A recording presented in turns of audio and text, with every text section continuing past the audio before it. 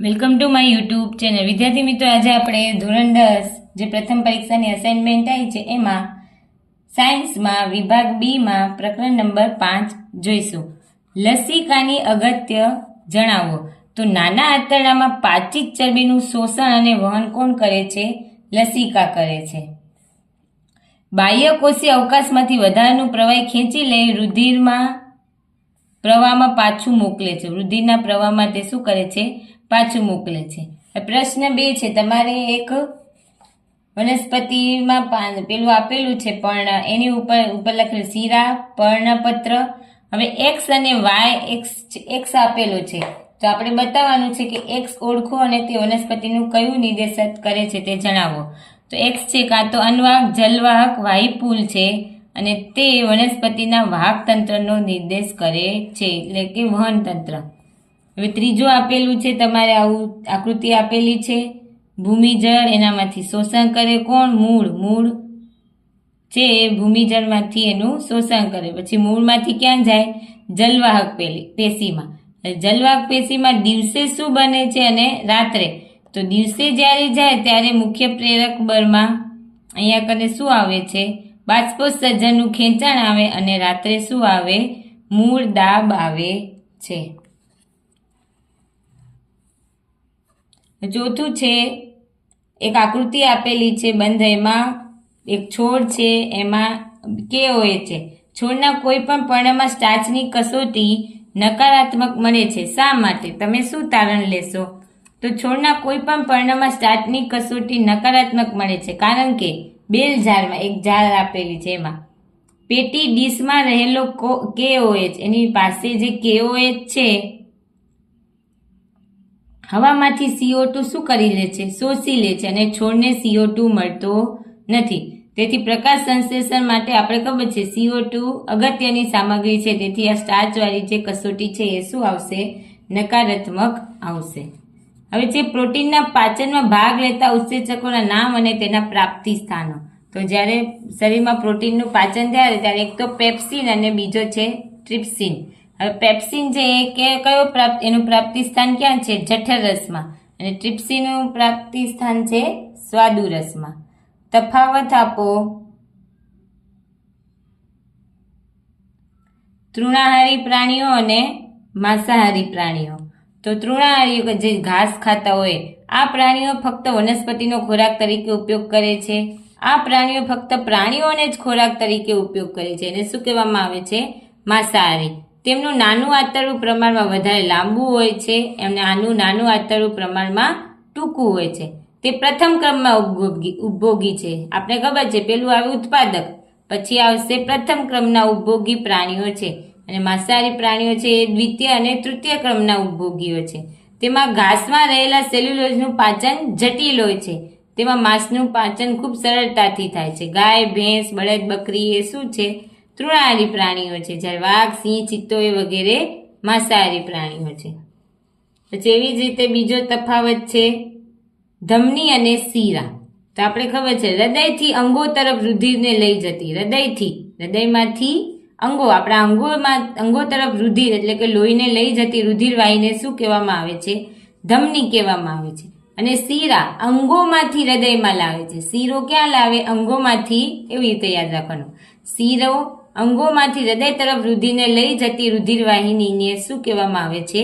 શીરા કહેવાય. શીરો અંગમાંથી ક્યાં જાય? હૃદયમાં. એટલે ધમની તો યાદ રહી જશે, હૃદયમાંથી અંગ તરફ.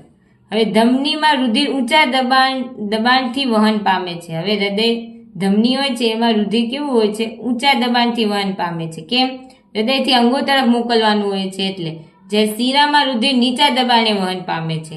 પછી ધમનીની દિવાલ જાડી અને સ્થિતિસ્થાપક હોય છે, જ્યારે શીરાની દિવાલ ઓછી સ્થિતિસ્થાપક અને પાતળી હોય છે. કેમ?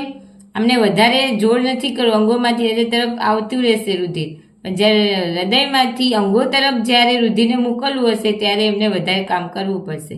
ધમનીમાં O2 યુક્ત રુધિર હોય છે. જે ધમની હોય છે બધામાં ઓક્સિજન યુક્ત રુધિર હોય છે અને શીરામાં CO2 યુક્ત રુધિર વહન પામે છે.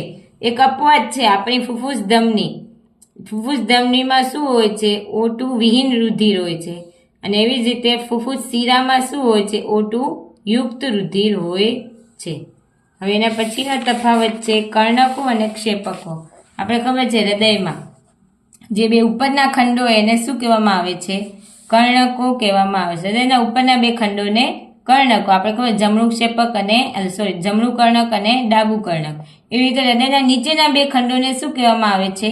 ક્ષેપકો કહે છે. કર્ણકોની દિવાલ કેવી હોય છે? પાતળી હોય છે. કેમ?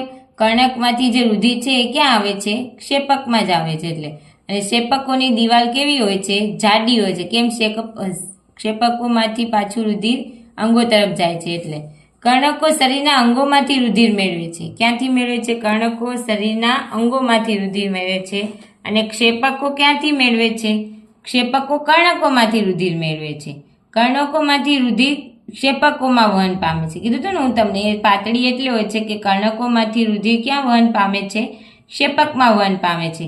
જ્યારે ક્ષેપકોમાંથી રુધિર શરીરના અંગો તરફ વહન પામે છે. જો એકદમ ઇઝી છે. પેલું બે ઉપરના ખંડો એને કર્ણક કહેવાય, નીચેના ખંડને ક્ષેપક કહેવાય. કર્ણકની દિવાલ જાડી અને સ્થિતિસ્થાપક હોય, ક્ષેપકની દિવાલ કર્ણકની દિવાલ પાતળી હોય છે અને ક્ષેપકોની દિવાલ કેવી હોય છે? જાડી હોય છે. કર્ણકો શરીરના અંગોમાંથી રુધિર મેળવે છે, જ્યારે ક્ષેપકો કર્ણકો પાસેથી રુધિર મેળવે છે. કર્ણકોમાંથી રુધિર ક્ષેપકોમાં વહન પામે છે અને ક્ષેપકોમાંથી રુધિર શરીરના અંગો તરફ વહન પામે છે. કર્ણકમાં રુધિરનું દબાણ પ્રમાણમાં ઓછું હોય છે, જ્યારે ક્ષેપકમાં રુધિરનું દબાણ પ્રમાણમાં વધારે હોય છે. હવે 9માં, આપણા શરીરમાં હિમોગ્લોબિનની ઉણપની પરિણામ શું થઈ શકે? HB. હવે હમણાં તો બધાને હિમોગ્લોબિન એવું કે ટકા ઘટી ગયા છે, HB હોય છે એમનું હિમોગ્લોબિન. આપણા શરીરમાં હિમોગ્લોબિન ઉણપના પરિણામે રોગકારક અવસ્થાને પરિણામે થતો જે રોગકારક હોય છે એને શું કહેવામાં આવે છે? પાંડુ રોગ અથવા તો એનિમિયા કહે છે. તેના પરિણામે આપણા શરીરના કોષને કોષીય શ્વસન માટે પૂરતો O2 મળતો નથી. એ આપણા શરીરમાં પૂરતું નથી હોતું, તો આપણા જે કોષીય શ્વસન છે એના માટે O2 મળતો નથી.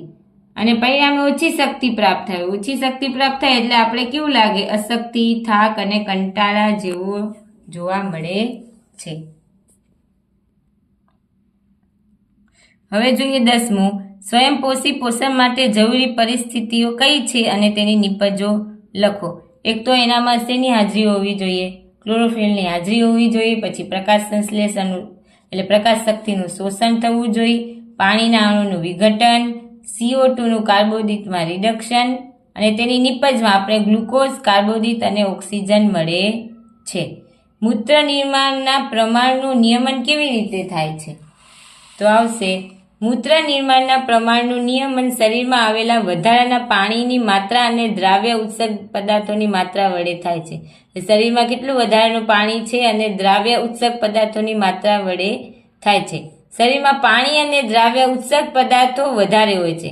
શરીરમાં પાણી અને દ્રાવ્ય ઉત્સર્ગ પદાર્થ વધારે હોય તો વધુ માત્રામાં મૂત્ર નિર્માણ થાય. અને જો શરીરમાં પાણી અને દ્રાવ્ય ઉત્સર્ગ પદાર્થો ઓછા હોય તો મૂત્રનું નિર્માણ ઓછા પ્રમાણમાં થાય છે. હવે 12મો જોઈએ, જ્યારે આપણે ઈજા થાય છે અને એક સ્થાનેથી રુધિર બહાર વહન પામે છે ત્યારે તેને અટકાવ કેવી રીતે થાય છે? કંઈ વાગ્યું હોય આપણે તો થોડી વાર લોહી નીકળે પછી અટકી જાય છે. તો કેના લીધે? તો જો આપણને ઈજા થાય છે ત્યારે રુધિર વાહિની કપાય છે. શું કપાય છે? રુધિર વાહિની. તે સ્થિતિમાં રુધિર સ્ત્રાવ થવા લાગે છે, એટલે રુધિર વહેવા માંડે છે. રુધિર ગાંઠવાની ક્રિયા દ્વારા આ રુધિર સ્ત્રાવ અટકાવવામાં આવે છે. પછી સામાન્ય રીતે રુધિરની વધુ સ્ત્રાવથી દબાણમાં ઉણપ આવે છે. તેના પરિણામે રુધિર ધકેલવાની કાર્યક્ષમતામાં શું થાય છે? ઘટાડો થાય છે. આ સ્થિતિને અટકાવવા રુધિરના ત્રાકકણો કે જે રુધિર સાથે સમગ્ર શરીરમાં પરિવહન પામે છે. આ સ્થિતિને અટકાવવા માટે રુધિરમાંના ત્રાકકણો છે એ લોહીની સાથે જ આખા શરીરમાં પરિવહન પામતા હોય છે. તેઓ રુધિર સ્ત્રાવના સ્થાને એકત્ર થઈ રુધિર ગંઠાઈ જવાની ક્રિયામાં, ક્યાં થોડુંક પેલું લોહી બાજી જાય ને આપણે, તો તેઓ રુધિર સ્ત્રાવના સ્થાને એકત્ર થઈ રુધિર ગંઠાઈ જવાની ક્રિયામાં મદદ કરે છે. આ ક્રિયાને શું કહેવામાં આવે? આ રીતે રુધિર જે ગંઠાઈ જાય આ રીતે ઈજા સ્થાને રુધિરના માર્ગનો અવરોધે છે અને આ રીતે જે રુધિર છે એ બહાર આવતું અટકે છે.